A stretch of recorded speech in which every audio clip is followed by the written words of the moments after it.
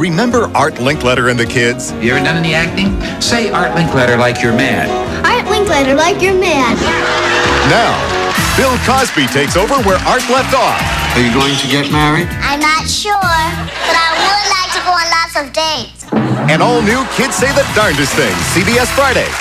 Friday, it's the Miss Universe pageant with George Hamilton, Marla Maples-Trump, and musical guest Enrique Iglesias. It's Miss Universe, live from Miami, CBS Friday.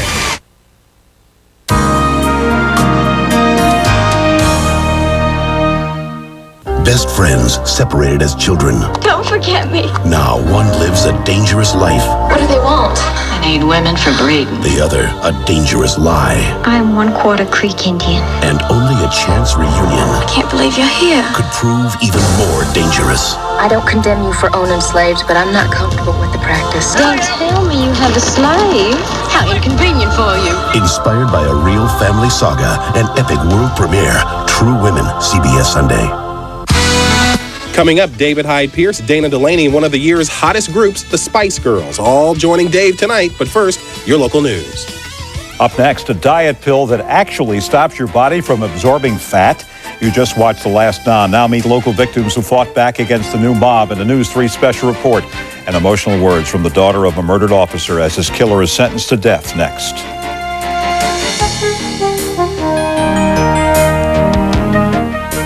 Good evening, everyone. Friends and family of Craig Rabinowitz came together tonight to talk about the accused killer's future. The meeting came just hours after News 3 learned exclusively of a suicide note written by Rabinowitz. News 3's Ren Scott joins us live right now from the Montgomery County Prison, where he is being held. Ren? Good evening, Larry. Tonight, Craig Rabinowitz is under a suicide watch here at Montgomery County Prison after the revelation that an apparent suicide note was found inside of his home. Meanwhile, after meeting with friends and families, his attorneys have announced that tomorrow they will request that the bail hearing be postponed.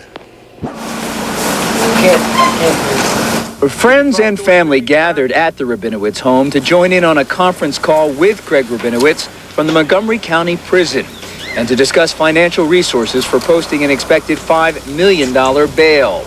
But after less than an hour, Rabinowitz's attorney emerged to say that they would request that the bail hearing be postponed for several reasons, including concerns about Craig Rabinowitz's mental health. We've made preliminary arrangements to have him examined by court-authorized psychiatrist and psychologist. As we told you exclusively at 6 o'clock, an apparent suicide note written by Craig Rabinowitz was discovered in his home shortly after the death of his wife, Stephanie, was declared a murder. Scrawled on a plain white piece of paper, it talks of his love for his wife and the pain of losing her, how he never could have killed her, and how he cannot live without her. His attorney promised the note will come up in court, but before that, he says, it cannot be discussed. The alleged suicide note is probably the most sensitive thing in the world, and it would really be as inappropriate for me to answer those questions as it would be for you not to ask them. His attorney also says he needs more time to dispute the prosecution claim that Rabinowitz had planned to flee after his wife's murder. As we first showed you in this exclusive video, detectives suspect that Rabinowitz had packed the suitcase on May 3rd, the day his wife's murder was made public. Rabinowitz allegedly telling a friend, "I have $20,000 upstairs and a suitcase in the car." His attorney says by delaying the bail hearing, they can have more time to prove that Rabinowitz actually packed this bag to visit his mother at the shore and to investigate other theories about who may have really killed his wife. Meanwhile, friends who are at the house tonight say it is just a sad situation. We always talked about Steffi. They've been going together since they've been 16 years old.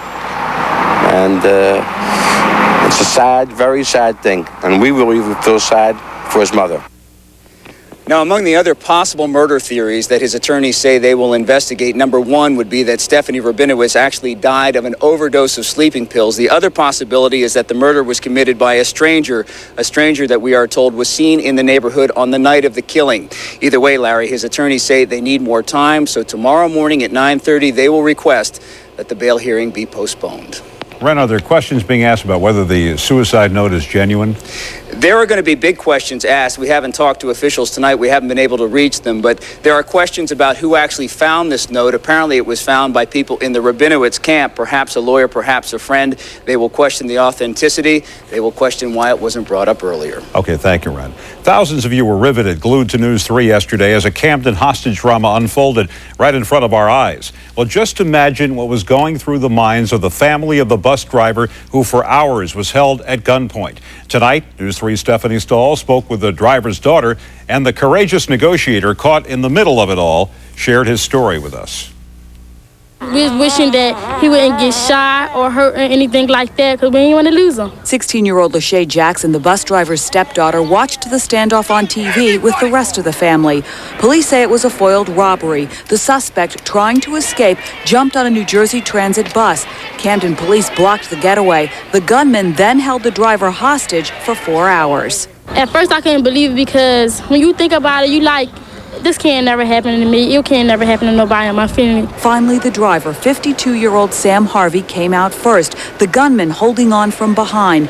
Lieutenant Mike Kantner, who negotiated the surrender, moved in, but there was a dangerous glitch. Sam was whispering to me, mouthing that he has the gun, he has the gun. Lieutenant Kantner and the driver, Sam Harvey, became quick partners, the cool-headed heroes. Here, the suspect was refusing to let go of his gun. Kept trying to say, let go of my hand. I was like, no. I said, if I let go of your hand, there's a good possibility we're going to get shot out here. It was very scary. Nervous. Everybody was nervous. My mom was crying. My little sister was crying. With the family riveted to the television and terrified, the lieutenant, a trained hostage negotiator,